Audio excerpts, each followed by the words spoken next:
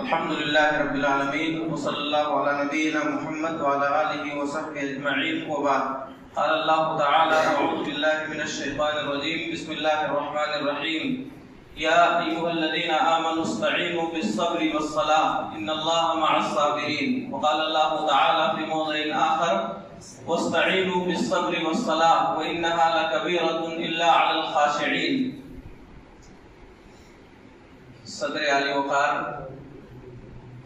محترم علماء کرام اور ہمارے سامنے بیٹھے ہوئے معزز سامعین، پردے کی اوٹ سے ہماری باتیں سن رہی ہماری ماؤں بہنوں، حمد و صلاۃ کے بعد قرآن مجید کی 2 آیتیں میں نے آپ حضرات کے سامنے تلاوت کی ہیں۔ انہی کی روشنی میں تھوڑی دیر گفتگو ہوگی۔ اللہ تعالی ہم سب کو کہنے و سننے سے زیادہ کتاب و سنت کے احکام پر عمل کرنے کی توفیق عطا فرمائے۔ حضرات گرامی، انسانی زندگی میں حالات ہمیشہ یکساں نہیں رہتے۔ ہماری اور آپ کی زندگی میں کبھی اتار ہوتا ہے، کبھی چڑھاؤ، کبھی خوشی کا موقع آتا ہے تو کبھی رنج و غم کا۔ اگر ہماری زندگی میں کسی طرح کی کوئی تکلیف آ جائے، کوئی رنج، کوئی غم آ جائے تو ہم کیا کریں؟ اللہ تعالیٰ نے قرآن مجید کی ان دونوں آیتوں میں اسی بات کا ذکر کیا ہے۔ اے اللہ پر ایمان لانے والوں، صبر اور صلاۃ کے ذریعہ اللہ تعالیٰ سے مدد طلب کرو۔ تم پر کوئی مصیبت آ جائے، پریشانی آ جائے، کوئی دکھ تکلیف کا موقع ہو، تمہارا کوئی پیارا اپنا تم سے کھو جائے، کاروبار میں کسی قسم کی تکلیف آ جائے، کسی بھی طرح کا کوئی رنج و غم تم پر اگر آ گیا ہے تو تم صبر کے ذریعہ اور نماز کے ذریعہ اللہ تعالیٰ سے مدد طلب کرو۔ یاد رکھو، اللہ تعالیٰ صبر کرنے والوں کے ساتھ ہے۔ دوسری جگہ اللہ نے فرمایا صبر اور صلاۃ کے ذریعہ اللہ سے مدد طلب کرو، اور یہ چیز مشکل ہے۔ وَإِنَّهَا لَكَبِيرَةٌ، صبر اور صلاۃ کے ذریعہ اللہ سے مدد طلب کرنا یہ بڑا کام ہے۔ ہاں، اللہ کے جو نیک بندے ہیں، خشوع و خضوع اختیار کرنے والے، ان کے لیے یہ چیز آسان ہے۔ حضرات گرامی، 2-3 مثالوں کے ذریعہ میں اس بات کو واضح کرتا ہوں۔ ہم پر اگر کسی قسم کی کوئی تکلیف اور پریشانی آ جائے، سب سے پہلا کام بحیثیت مومن اور مسلمان ہمارا یہ ہونا چاہیے، ہم اس تکلیف اور مصیبت کو اللہ کا فیصلہ سمجھیں، اس پر صبر کریں، راضی رہیں اور اللہ سے خیر کی امید رکھیں۔ سب سے پہلی ذمہ داری ہماری اور آپ کی ہے، کوئی بھی مصیبت آئے، چھوٹی ہو بڑی ہو، ہر آنے والی مصیبت کو اللہ کا فیصلہ سمجھ کر کے راضی رہیں اور اللہ سے خیر کی امید رکھیں۔ یہ یقین رکھیں کہ ہمارے سلسلے میں ہمارے رب کا یہی فیصلہ ہے۔ اللہ نے جو کچھ کیا ہے ہمارے حق میں، اللہ کا یہ فیصلہ بہتر ہوگا۔ یہ سب سے پہلی چیز ہے۔ آپ دیکھیے، قرآن پڑھیں گے آپ، اللہ نے پوری سورت نازل فرمائی سورہ یوسف کے نام سے۔ یوسف علیہ السلام یہ بیٹے ہیں حضرت یعقوب علیہ السلام کے، 4 نسلیں نبی۔ یوسف، ان کے والد یعقوب علیہ السلام نبی ہیں، ان کے والد اسحاق علیہ السلام، ان کے والد ابراہیم علیہ السلام۔ یوسف علیہ السلام کل 12 بھائی ہیں، یعقوب علیہ السلام کے 12 لڑکے ہیں، 10 ایک ماں سے ہیں، اور یوسف اور بنیامین یہ دونوں دوسری ماں سے ہیں۔ یعقوب علیہ السلام کو اپنے ان 12 بیٹوں میں اور بیٹوں کی بنسبت حضرت یوسف علیہ السلام سے محبت زیادہ تھی۔ یہ کوئی معیوب چیز نہیں ہے۔ آپ کے اگر 4 بیٹے ہیں، کسی سے محبت زیادہ اور کسی سے کم ہو، یہ کوئی بری چیز نہیں ہے۔ بس یہ ہونا چاہیے کہ یہ محبت آپ کو ظلم اور ناانصافی پر نہ ابھارے، اور محبت فطری عمل ہے، کسی سے زیادہ کسی سے کم ہو سکتی ہے۔ اللہ کے نبی صلی اللہ علیہ وسلم کے بہت سے صحابہ تھے، حضرت ابوبکر رضی اللہ تعالیٰ عنہ سے جو محبت تھی آپ کی، ہم سب جانتے ہیں۔ آپ کی کئی بیویاں تھیں، حضرت خدیجہ اور حضرت عائشہ رضی اللہ تعالیٰ عنہ سے جو محبت تھی وہ اور بیویوں کے حصے میں نہیں آئی۔ تو محبت کم و زیادہ ہو سکتی ہے، یہ کوئی بری چیز نہیں ہے، لیکن یہ محبت ظلم اور ناانصافی پر نہ ابھارے۔ یوسف علیہ السلام یعقوب علیہ السلام کی نگاہ میں اور بچوں کے بنسبت زیادہ محبوب تھے۔ بھائیوں کو یہ چیز اچھی نہیں لگی. یوسف علیہ السلام کو ان لوگوں نے لے جا کر کے کنویں میں ڈال دیا. آپ دیکھیے کتنی بڑی مصیبت ہے. آپ خود اندازہ کیجئے, سگے بھائی یوسف علیہ السلام کو لے جا کر کے کنویں میں ڈال کے آ رہے ہیں. اندھیرے کنویں میں جہاں کوئی محافظ اور نگراں نہیں ہے, انہوں نے اس مصیبت کو اللہ کا فیصلہ سمجھا. اللہ تیرا فیصلہ ہے, ہم راضی. ایک قافلہ آیا, یوسف علیہ السلام کو اس کنویں سے نکالا, لے جا کر کے مصر کے بازار میں ان کو بیچ رہے ہیں. یوسف علیہ السلام دنیا کے اس وقت کے سب سے حسین, سب سے خوبصورت انسان, دنیا کا سب سے خوبصورت انسان مصر کے بازار میں بیچا جا رہا ہے. بولی لگ رہی ہے, بیچ دیے گئے. وَشَرَوْهُ بِثَمَنٍ بَخْسٍ دَرَاهِمَ مَعْدُودَةٍ. یوسف علیہ السلام کو چند کھوٹے سکوں کے عوض, چند دراہم کے عوض اس قافلے کے لوگوں نے بیچ دیا. دنیا کا سب سے خوبصورت انسان آج مصر کے بازار میں بیچا جا رہا ہے. اے اللہ تیرا فیصلہ, ہم راضی. یوسف علیہ السلام نے اس کو اللہ کا فیصلہ سمجھ کر کے رضامندی کا اظہار کیا, اللہ سے خیر کی امید لگائی. عزیز مصر نے, مصر کے بادشاہ نے خرید لیا, لے گئے بلا کسی جرم اور بلا کسی گناہ کے. یوسف علیہ السلام کو جیل میں ڈال دیا گیا. بلا کے حسین تھے, عزیز مصر کی بیوی ان پر مائل ہو گئی. بلا کسی جرم اور بلا کسی گناہ کے یوسف علیہ السلام کو ایک لمبی مدت تک کے لیے جیل میں جانا پڑا. صبر کر رہے ہیں, کنویں میں ڈالے گئے. اے اللہ یہ تیرا فیصلہ ہے, ہم راضی ہیں, ہم تجھ سے خیر کی امید لگائے.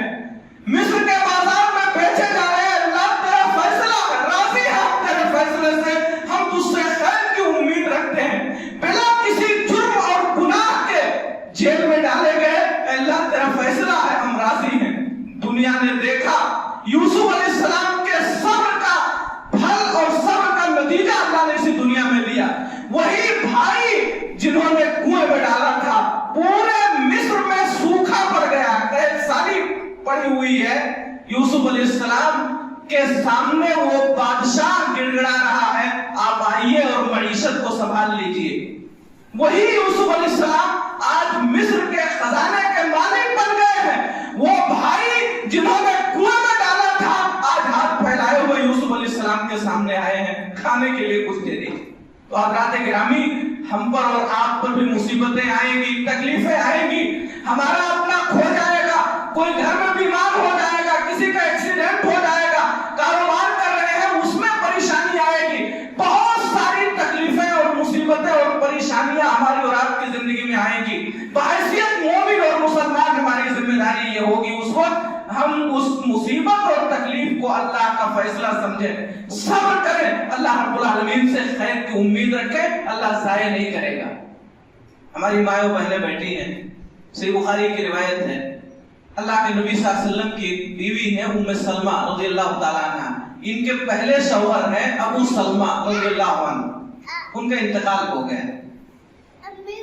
کسی جوان بیوی کا شوہر اگر انتقال کر جائے, کسی عورت کا جوان شوہر اگر انتقال کر جائے, یہ بہت بڑی مصیبت ہے. دنیا اس کے سامنے تاریک ہو جاتی. گھر, معیشت, بچوں کو سنبھالنے والا کون رہے گا, کچھ سمجھ میں نہیں آتا. ایک عورت کے جوان شوہر کا مر جانا اس کے لیے بہت بڑی مصیبت. ام سلمہ کے شوہر ابو سلمہ, ان کا انتقال ہو گیا, بڑی مصیبت ان کے سر آئی ہوئی. اللہ کے نبی صلی اللہ علیہ وسلم نے دعا سکھائی ہے ہمیں اور آپ کو سب کو. کوئی مصیبت آئے تو انا للہ و انا الیہ راجعون پڑھیں. اللہم اجرنی فی مصیبتی, اے اللہ میری مصیبت میں مجھے اجر و ثواب عطا فرما, اور جو چیز میری کھو گئی ہے اس سے بہترین چیز عطا فرما. یہ دعا سکھائی گئی. ام سلمہ رضی اللہ تعالیٰ عنہ شوہر کے انتقال کے بعد نبی صلی اللہ علیہ وسلم کی سکھائی ہوئی یہ دعا بار بار دہراتی تھی. اللہ کا فیصلہ ہے, راضی ہیں, اور نبی صلی اللہ علیہ وسلم کی یہ دعا بار بار پڑھتی رہتی تھی.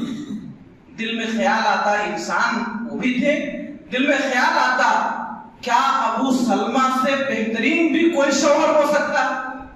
حضرات گرامی, ہر نیک عورت، ہر اچھی عورت اس کے نزدیک اس کا شوہر ہی سب سے اچھا ہوتا ہے۔ اگر وہ پاک دامن ہے، اچھی ہے، اچھے سیرت و کردار کی ہے، تو ایک عورت کے نزدیک اس کا شوہر ہی سب کچھ ہوتا ہے۔ ام سلمہ رضی اللہ تعالیٰ عنہ، شوہر کا انتقال ہو گیا ہے، نبی کی سکھائی ہوئی دعا بار بار پڑھ رہی ہیں، دل میں خیال آتا ہے کیا ابو سلمہ سے بہترین کوئی شوہر ہو سکتا ہے؟ مگر نبی صلی اللہ علیہ وسلم کی سکھائی ہوئی دعا ہے، پڑھ رہی ہیں بار بار۔ اللہ رب العالمین نے ان کے اس صبر کا، ان کی اس دعا پر یقین کا انہیں بدلا دیا، اور اسی دنیا میں ابو سلمہ سے بہترین شوہر محمد رسول اللہ صلی اللہ علیہ وسلم کی شکل میں انہیں عطا فرمایا۔ بعد میں اللہ کے نبی صلی اللہ علیہ وسلم نے انہیں پیغام نکال دیا اور آپ نے ان سے شادی کی۔ تو حضرات گرامی، دونوں واقعات کے ذکر کرنے کا مقصد یہ ہے، ہماری اور آپ کی زندگی میں اگر کبھی کسی طرح کی کوئی تکلیف، کوئی مصیبت، کوئی پریشانی آئے تو پہلی بات تو یہ ہے کہ ہم اس کو اللہ کا فیصلہ سمجھیں، اس سے راضی رہیں، کسی طرح کی ناشکری، کسی طرح کی پریشانی کا اظہار، جزا و فضا کی کوئی کیفیت ہمارے اندر نہ آنے پائے۔ ہم اللہ کے اس فیصلے سے راضی رہیں، صبر کریں اور اللہ تعالیٰ سے خیر کی امید رکھیں۔ اللہ تعالیٰ ضرور ہمارے سلسلے میں بہترین فیصلہ فرمائے گا۔ حضرت ایوب علیہ السلام 18 سال، مفسرین نے لکھا ہے 18 سال بیمار تھے۔ 18 سال کا لمبا عرصہ اللہ کے اس پیغمبر نے بیماری کی حالت میں گزارا۔ 1-2 سال کی بیماری کے بعد ہم پریشان ہو جاتے ہیں۔ چھوڑ دیا سارے لوگوں نے ان کا ساتھ، سوائے ان کی بیوی کے۔ سارے لوگ ایک کے بعد دیگرے ان سے ٹوٹتے چلے گئے، بیماری بڑھتی گئی، لوگ ٹوٹتے چلے گئے، مگر ایوب علیہ السلام نے کبھی زبان پر شکایت کا کوئی لفظ آنے نہیں دیا، صبر کیا، بیماری پر ایک لمبی مدت تک صبر کرتے رہے اور اللہ کو پکارتے رہے، اللہ کو پکارتے رہے۔ اللہ رب العالمین نے ان کے صبر کا انہیں بدلہ دیا، ان کی بیماری کو ختم کیا، ان کے مال و دولت کو واپس کیا، ساری تکلیفیں ان کی زندگی سے اللہ رب العالمین نے دور فرمائی۔ حضرات گرامی، ہم پر جب بھی کوئی مصیبت و پریشانی آئے، ہم صبر کے ذریعہ اللہ تعالیٰ سے مدد طلب کریں، اللہ ضرور ہمارے صبر کا بہترین بدلہ عطا فرمائے گا۔ ان اللہ مع الصابرین، اسی آیت کا آخری ٹکڑا ہے، بے شک اللہ تعالیٰ صبر کرنے والوں کے ساتھ۔ دوسری چیز جو بتائی گئی مصیبت کے موقع پر، استعینوا بالصبر والصلاۃ، نماز کے ذریعہ اللہ سے مدد طلب کرو۔ کوئی مصیبت آئی ہے، کوئی مصیبت آ سکتی ہے، کوئی مصیبت آنے والی ہے، آپ اللہ کے دربار میں آئیں، وضو کر لیں، 2 رکعت نماز ادا کریں، اللہ کے سامنے اپنا سر جھکائیں، نماز سے فارغ ہونے کے بعد ہاتھ اٹھا دیں اللہ رب العالمین کے سامنے، اے اللہ یہ مصیبت جو آ چکی ہے دور فرما دے، اے اللہ العالمین جو پریشانی آنے والی ہے، مصیبتوں کے جو بادل سر پہ چھائے ہوئے ہیں، اے اللہ دور فرما دے، اولاد جوان ہو رہی ہے، اے اللہ العالمین عزت آبرو کی حفاظت کرنا، یہ ہماری ذمہ داری ہے۔ ہم پر بہت ساری تکلیفوں اور پریشانیاں ہیں، ذمہ داری ہے کہ اللہ کے سامنے آ کر کے سر جھکائے، اللہ سے روئے، اللہ سے گڑ گڑائے اور ہر مصیبت کے دور ہونے کی اللہ سے دعا کرے۔ اگر ہم نے خلوص للہیت کے ساتھ اللہ کے سامنے سر جھکایا اور ہاتھ اٹھایا تو ہمارے اس دن جھکے ہوئے سروں کی اور ہمارے اٹھے ہوئے ہاتھوں کی لاج اللہ ضرور رکھے۔ آپ کو مثال دیتا ہوں، ابراہیم علیہ السلام، بخاری کا ایک لمبا قصہ ہے، چونکہ وقت بہت کم ہے اس لیے میں بہت اختصار کے ساتھ آپ حضرات کے سامنے بات رکھتا ہوں۔ ابراہیم علیہ السلام اپنی بیوی حضرت سارہ علیہ السلام کو لے کر کے اپنے گاؤں سے نکلے ہیں۔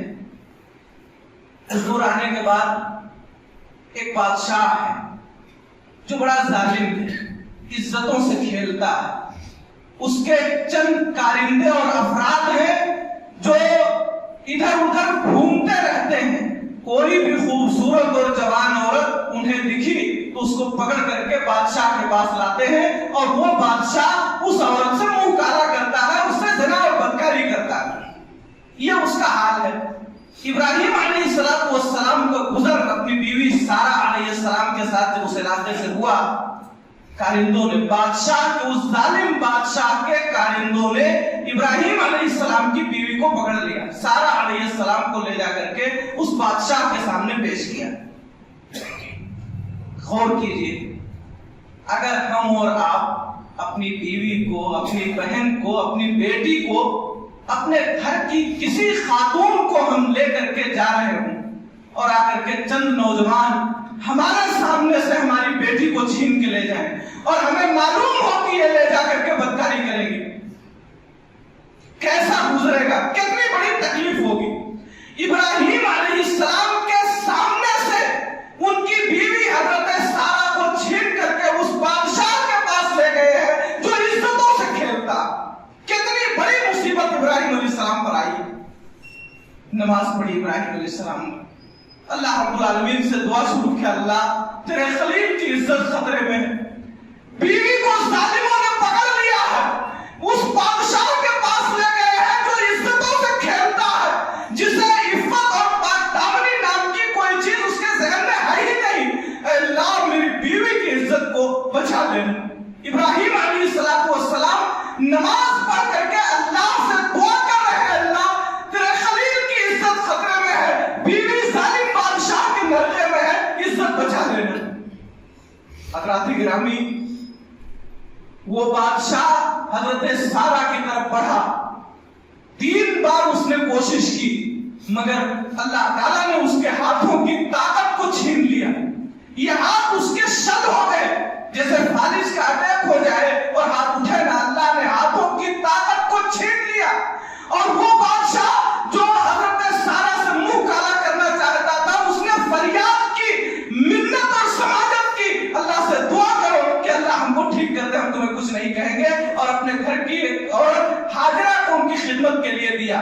حدیث کے الفاظ ہیں، جب حضرت سارہ اس محل سے نکل کر کے ابراہیم کے پاس آئی، فَأَتَتْ وَهُوَ قَائِمٌ يُصَلِّي، وہ آئی، وہ کھڑے ہو کر کے نماز پڑھ رہے تھے، ابراہیم علیہ السلام نماز کی حالت میں تھے۔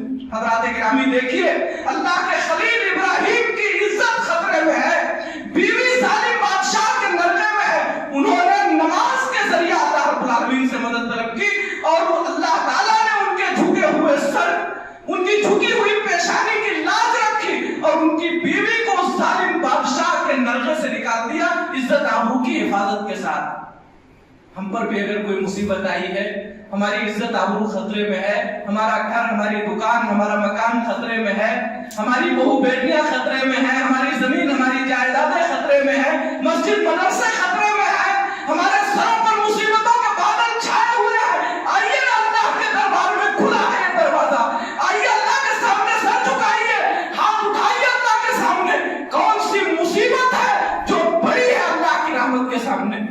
کون سی تکلیف اور کون سی مصیبت ہے جو اللہ کی رحمت کے سامنے بڑی ہے؟ ساری مصیبتیں چھوٹی ہے، اللہ کی رحمت بڑی ہے۔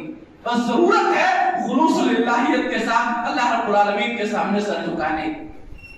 بخاری کا قصہ ہے، گزشتہ زمانے میں اللہ کے نبی صلی اللہ علیہ وسلم فرمایا، ایک بڑے عابد و زاہد شخص تھے جن کا نام تھا جریج۔ گھر مکان اہل و عیال سے کٹ گئے، ایک جگہ جا کر کے کٹی بنایا اور دنوں رات اللہ کی عبادت میں مصروف رہتے تھے، ذکر، دعا، نماز، یہی ان کی زندگی کا پورا مشغلہ تھا۔ ساری دنیا سے کٹ کر کے صرف اللہ کی عبادت میں مشغول ہو گئے۔ ایک دن ان کی ماں ملاقات کے لیے گئی، آواز دے رہی ہے اور نماز کی ادائیگی کر رہے ہیں، ایک طرف اللہ کی عبادت، ایک طرف ماں کی پکار، جواب نہیں دیا۔ ماں چلی آئی، دوسرے دن گئی، تیسرے دن گئی، آپ نے سنا قصہ مشہور ہے، تیسرے دن ماں نے بددعا دے دیا۔ 3 دن لگاتار جانے کے بعد جب جریج نے ان کی آواز پر جواب نہیں دیا چونکہ وہ نماز میں تھے، ماں کو غصہ آیا اور ماں نے بددعا دے دی، اے اللہ تو اسے وفات نہ دینا جب تک کہ یہ بدکار عورت کا منہ نہ دیکھ لے، یعنی جب تک یہ ذلیل و رسوا نہ ہو جائے، اے اللہ اسے وفات نہ دینا۔ ایک بات موضوع سے ہٹ کر کے ذکر کر دوں، نوجوانوں کی اچھی خاصی تعداد ہے، ماں ایک بڑی انمول دولت ہے۔ ماں کی دعا اور ماں کی بددعا دونوں اللہ قبول فرماتا ہے۔ اگر ایک ماں خلوص للہیت کے ساتھ اپنے بچے کے لیے دعا کر دے، بچے کی بینائی واپس آ جائے۔ امام بخاری نابینا پیدا ہوئے تھے، ان کی ماں رو رو کر کے تہجد میں دعا کرتی تھی، اللہ پاک نے امام بخاری رحمہ اللہ کو بینائی عطا فرمائی۔ ایک ماں اگر خلوص للہیت کے ساتھ دعا کرتے اپنے بچے کے لیے تو اس کے بچے کو اللہ رب العالمین عزتوں کے مختلف طریقوں سے ہمکنار کر دے، مختلف عزتیں عطا فرما دے۔ اور اگر ایک ماں بد دعا کر دے تو عابد و زاہد آدمی رسوا ہو جائے۔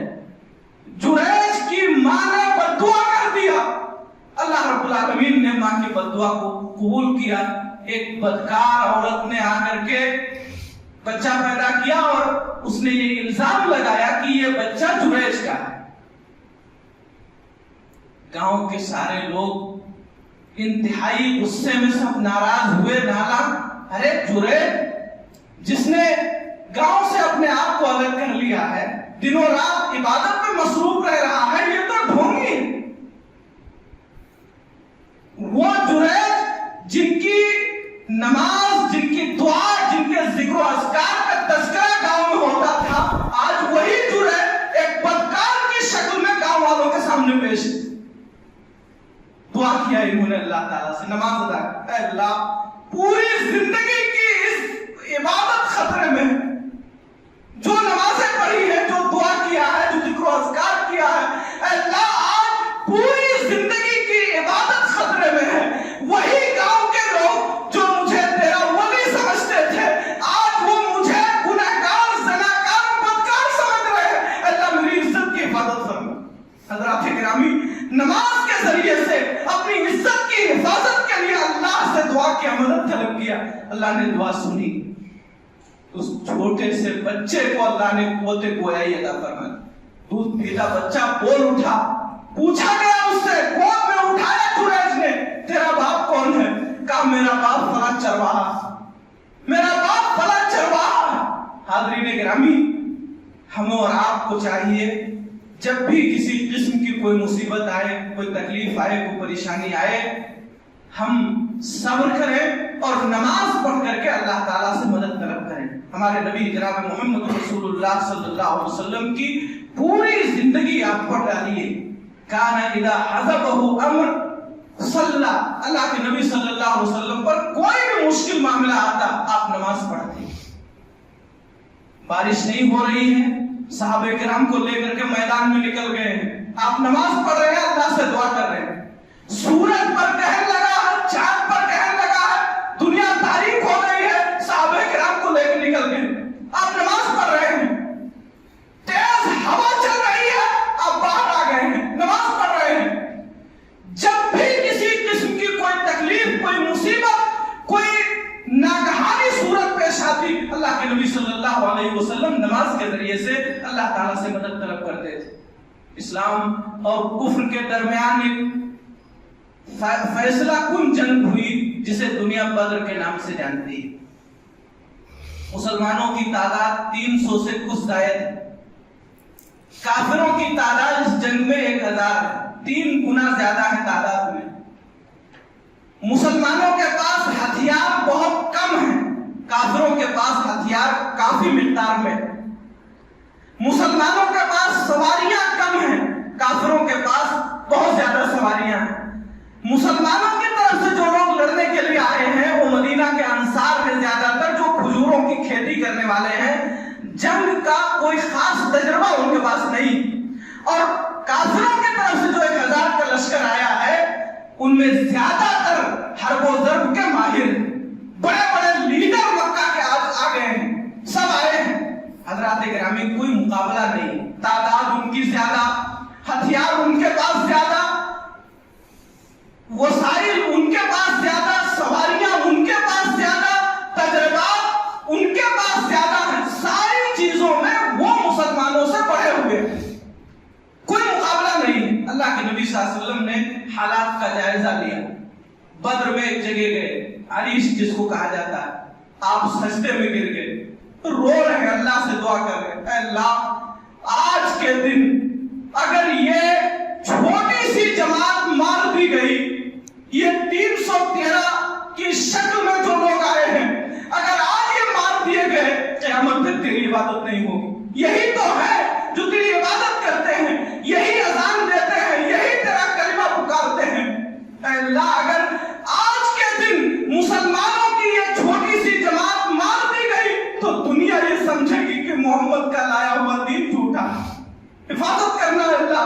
اسی کوكب کی تابانی سے ہے تیرا جہاں روشن. اقبال نے کہا اسی کوكب کی تابانی سے ہے تیرا جہاں روشن.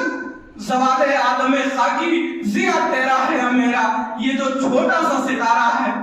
اسی کی روشنی سے پوری دنیا منور ہے. یہ جو 313 ہے یہی تو لا الہ الا اللہ کا اقرار کرنے والے ہیں, یہی تو اذان دیتے ہیں, یہی تو تیرے سامنے سر جھکانے والے ہیں. اسی کوكب کی تابانی سے ہے تیرا جہاں روشن.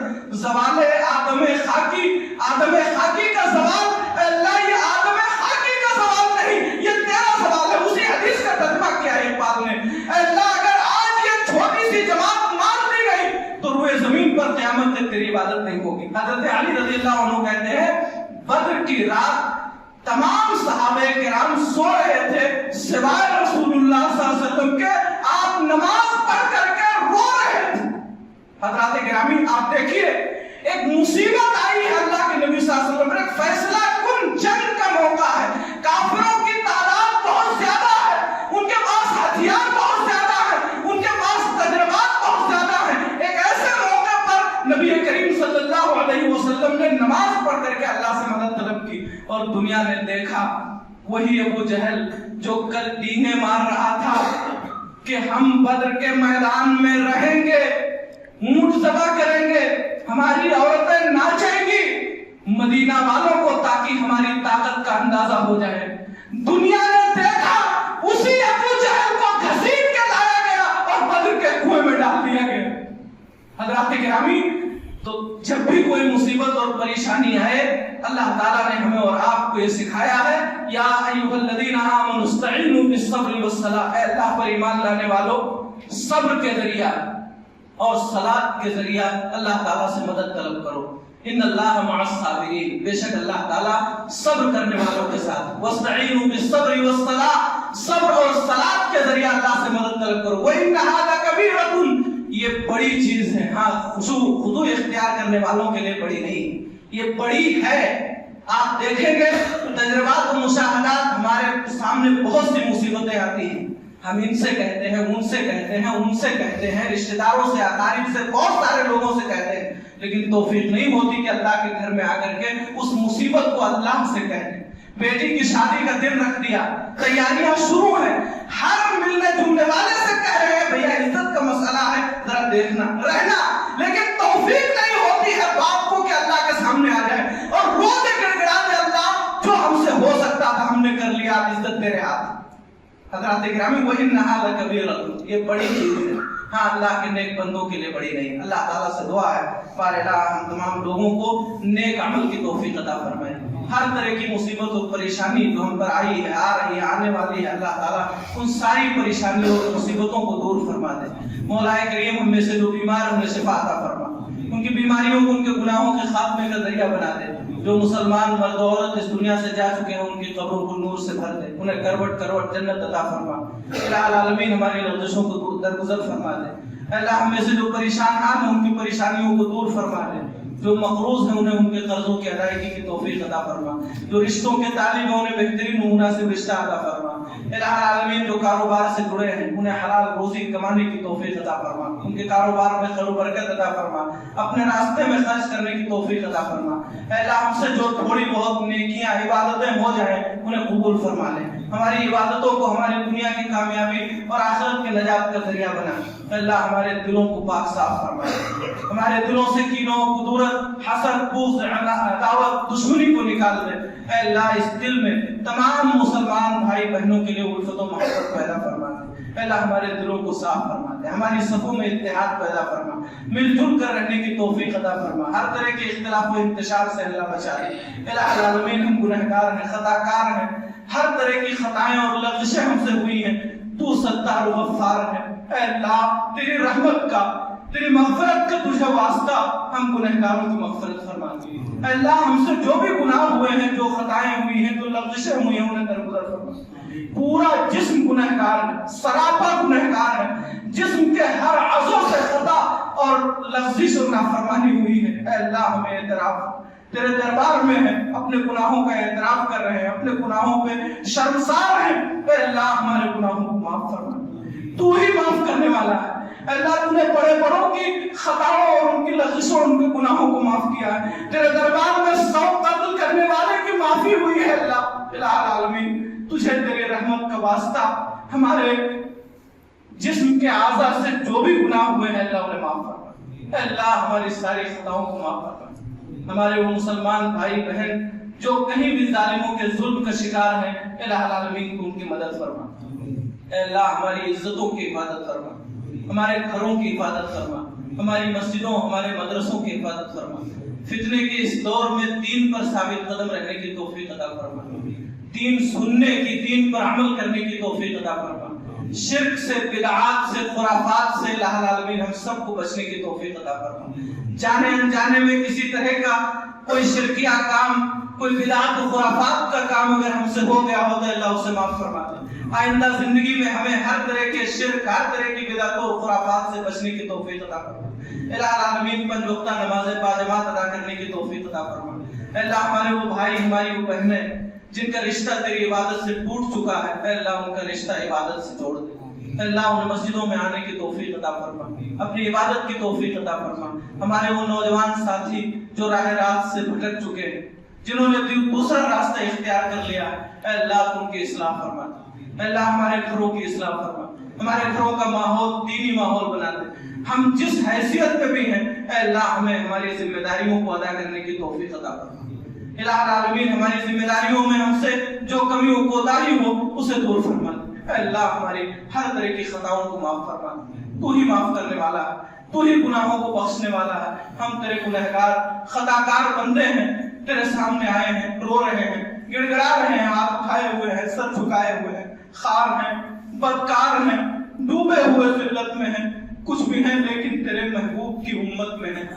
خلق کے راندے ہوئے, دنیا کے ٹھکرائے ہوئے آئے ہیں ہم تیرے در پر ہاتھ پھیلائے ہوئے. رحم کر, رحم کر, اپنے نائین کرم کو بھول جا. ہم تجھے بھولے ہیں لیکن تو نہ ہم کو بھول جا. اے اللہ ہم نے تجھے بھلا دیا, ہم نے تیری عبادتوں سے دوری اختیار کر لی ہے, تیرے احکام پر عمل ہم سے نہیں ہو پا رہا ہے. تو غفور الرحیم ہے. اے اللہ ہماری خطاؤں پہ نہ جا, اے اللہ ہماری ہر طرح کی لغزشوں کو, غلطیوں کو, گناہوں کو معاف فرما. ہماری اس مجلس کو ہماری دنیا اور آخرت کی کامیابی کا ذریعہ بنا. جن لوگوں نے اس مجلس کو منعقد کیا, رچایا بسایا ہے, جو بھی اس میں تعاون کیے ہیں, الہ العالمین ان کی محنتوں کو قبول فرما لے.